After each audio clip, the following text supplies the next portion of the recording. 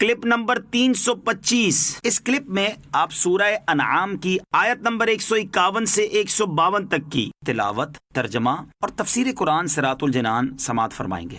بسم اللہ الرحمن الرحیم۔ ترجمہ، اللہ کے نام سے شروع جو نہایت مہربان رحمت والا ہے۔ قل تعالوا اتل ما حرم ربكم عليكم الا تشركوا به شيئا وبالوالدين احسانا ولا تقتلوا اولادكم من املاق نحن نرزقكم وإياهم ولا تقربوا الفواحش ما ظهر منها وما بطن ولا تقتلوا النفس التي حرم الله إلا بالحق ذَلِكُمْ وَصَّاكُمْ بِهِ لَعَلَّكُمْ تَعْقِلُونَ۔ ترجمہ، تم فرماؤ آؤ میں تمہیں پڑھ کر سناؤں جو تم پر تمہارے رب نے حرام کیا، وہ یہ کہ اس کے ساتھ کسی کو شریک نہ ٹھہراؤ، اور ماں باپ کے ساتھ بھلائی کرو، اور مفلسی کے باعث اپنی اولاد قتل نہ کرو۔ ہم تمہیں اور انہیں سب کو رزق دیں گے، اور ظاہری و باطنی بے حیائیوں کے پاس نہ جاؤ، اور جس جان کے قتل کو اللہ نے حرام کیا ہے اسے ناحق نہ مارو۔ تمہیں یہ حکم فرمایا ہے تاکہ تم سمجھ جاؤ۔ قل تعالوا، تم فرماؤ آؤ۔ یہاں سے اللہ عز و جل نے وہ حقیقی حلت و حرمت کے متعدد احکام بیان فرمائے ہیں جو خود اس خالق کائنات نے عطا فرمائے ہیں۔ اس آیت اور اس سے اگلی آیت میں اللہ تعالیٰ نے 9 چیزوں کی حرمت بیان فرمائی ہے۔ نمبر 1، اللہ عز و جل کے ساتھ کسی کو شریک ٹھہرانا۔ نمبر 2، ماں باپ کے ساتھ بھلائی نہ کرنا۔ نمبر 3، مفلسی کے باعث اپنی اولاد قتل کرنا۔ نمبر 4، بے حیائی کے کام کرنا چاہے ظاہری ہوں یا باطنی۔ نمبر 5، ناحق قتل کرنا۔ نمبر 6، یتیم کے مال میں بیجا تصرف کرنا۔ نمبر 7، ناپ تول میں کمی کرنا۔ نمبر 8، ناحق بات کہنا۔ نمبر 9، اللہ عز و جل سے کیے ہوئے عہد کو پورا نہ کرنا۔ اس کا بیان یہ ہے کہ اس کے ساتھ کسی کو شریک نہ ٹھہراؤ، کیونکہ یہ کائنات کا بدترین جھوٹ اور سری ناشکری و احسان فراموشی ہے۔ ماں باپ کے ساتھ بھلائی کرو، کیونکہ تم پر ان کے بہت سے حقوق ہیں۔ انہوں نے تمہاری پرورش کی، تمہارے ساتھ شفقت اور مہربانی کا سلوک کیا، تمہاری ہر طرح سے نگہبانی کی۔ ان کے حقوق کا لحاظ نہ کرنا اور ان کے ساتھ حسن سلوک کا ترک کرنا حرام ہے۔ معلوم ہوا کہ ماں باپ اگرچہ کافر ہوں، ان کے ماں باپ ہونے کی حیثیت سے جو حقوق ہیں انہیں ادا کرنا ضروری ہے۔ اس احسان میں والدین کے ساتھ تمام قسم کے اچھے سلوک داخل ہیں، ان کا ادب، لحاظ، ان پر ضرورت کے وقت مال خرچ کرنا، مسلمان ہونے کی صورت میں بعد وفات ان کے لیے ایصال ثواب سب داخل ہیں۔ وَلَا تَقْتُلُوا أَوْلَادَكُمْ، اپنی اولاد قتل نہ کرو۔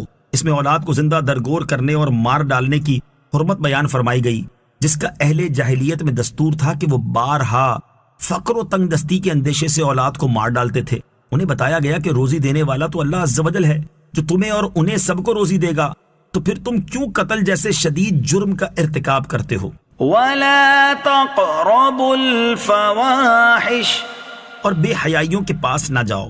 اس آیت میں ظاہری و باطنی بے حیائیوں کے پاس جانے سے منع کیا گیا، کیونکہ انسان جب کھلے اور ظاہری گناہوں سے بچے اور پوشیدہ گناہوں سے پرہیز نہ کرے تو اس کا ظاہری گناہوں سے بچنا بھی للہیت سے نہیں بلکہ لوگوں کے دکھانے اور ان کی بدگوئی سے بچنے کے لیے ہے، جبکہ گناہوں سے بچنے کا اصل سبب اللہ عز و جل کی ناراضگی کا ڈر ہونا چاہیے۔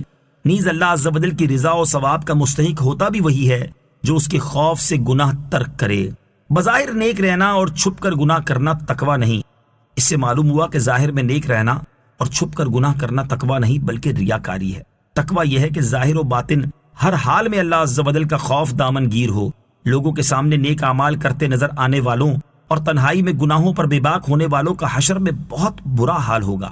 چنانچہ حضرت عدی بن حاتم رضی اللہ تعالیٰ عنہ سے روایت ہے، حضور اقدس صلی اللہ تعالیٰ علیہ وسلم نے ارشاد فرمایا، قیامت کے دن کچھ لوگوں کو جنت کی طرف لے جانے کا حکم ہوگا، یہاں تک کہ جب وہ جنت کے قریب پہنچ کر اس کی خوشبو سونگیں گے، اس کے محلات اور اس میں اہل جنت کے لیے اللہ تعالیٰ کی تیار کردہ نعمتیں دیکھ لیں گے تو ندا دی جائے گی، انہیں جنت سے لوٹا دو کیونکہ ان کا جنت میں کوئی حصہ نہیں۔ یہ ندا سن کر وہ ایسی حسرت کے ساتھ لوٹیں گے کہ اس جیسی حسرت کے ساتھ ان سے پہلے لوگ نہ لوٹے ہوں گے۔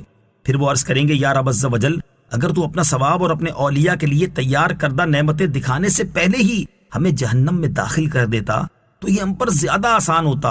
اللہ تعالیٰ ارشاد فرمائے گا میں نے ارادتاً تمہارے ساتھ ایسا کیا ہے، اور اس کی وجہ یہ ہے کہ جب تم تنہائی میں ہوتے تو بڑے بڑے گناہ کر کے میرے ساتھ اعلان جنگ کرتے، اور جب لوگوں سے ملتے تو عاجزی و انکساری کے ساتھ ملتے تھے۔ تم لوگوں کو اپنی وہ حالت دکھاتے تھے جو تمہارے دلوں میں میرے لیے نہیں ہوتی تھی۔ تم لوگوں سے ڈرتے اور مجھ سے نہیں ڈرتے تھے۔ تم لوگوں کی عزت کرتے اور میری عزت نہ کرتے تھے۔ تم لوگوں کی وجہ سے برا کام کرنا چھوڑ دیتے لیکن میری وجہ سے برائی نہ چھوڑتے تھے۔ آج میں تمہیں اپنے ثواب سے محروم کرنے کے ساتھ ساتھ اپنے عذاب کا مزہ بھی چکھاؤں گا۔ ولا تقتلوا النفس التي حرم الله إلا بالحق، اور جس جان کی اللہ نے حرمت رکھی اسے ناحق نہ مارو۔ اس آیت میں اللہ تعالیٰ نے کسی کو ناحق قتل کرنے کی حرمت بیان فرمائی ہے۔ ترمذی شریف کی حدیث ہے، حضرت عبداللہ ابن عباس رضی اللہ تعالیٰ عنہما سے روایت ہے، رسول اکرم صلی اللہ تعالیٰ علیہ وسلم نے ارشاد فرمایا قیامت کے دن مقتول قاتل کو لے کر اس حال میں آئے گا کہ اس کی پیشانی اور سر اس کے ہاتھ میں ہوں گے اور گردن کی رگوں سے خون بہ رہا ہوگا۔ عرض کرے گا اے میرے رب، اس نے مجھے قتل کیا تھا، حتیٰ کہ قاتل کو عرش کے قریب کھڑا کر دے گا۔ ولا تقربوا مال اليتيم إلا بالتي هي أحسن حتى يبلغ أشده وأوفوا الكيل والميزان بالقسط لا نكلف نفسا إلا وسعها وَإِذَا قُلْتُمْ فَاعْدِلُوا وَلَوْ كَانَ ذَا قُرْبَى وَبِعَهْدِ اللَّهِ أَوْفُوا ذَلِكُمْ وَصَّاكُمْ بِهِ لَعَلَّكُمْ تَذَكَّرُونَ۔ ترجمہ، اور یتیموں کے مال کے پاس نہ جاؤ مگر بہت اچھے طریقے سے، حتیٰ کہ وہ اپنی جوانی کی عمر کو پہنچ جائے، اور ناپ اور تول انصاف کے ساتھ پورا کرو۔ ہم کسی جان پر اس کی طاقت کے برابر ہی بوجھ ڈالتے ہیں، اور جب بات کرو تو عدل کرو، اگرچہ تمہارے رشتہ دار کا معاملہ ہو، اور اللہ ہی کا عہد پورا کرو۔ اللہ نے تمہیں یہ تاکید فرمائی ہے تاکہ نصیحت حاصل کرو۔ ولا تقربوا مال اليتيم،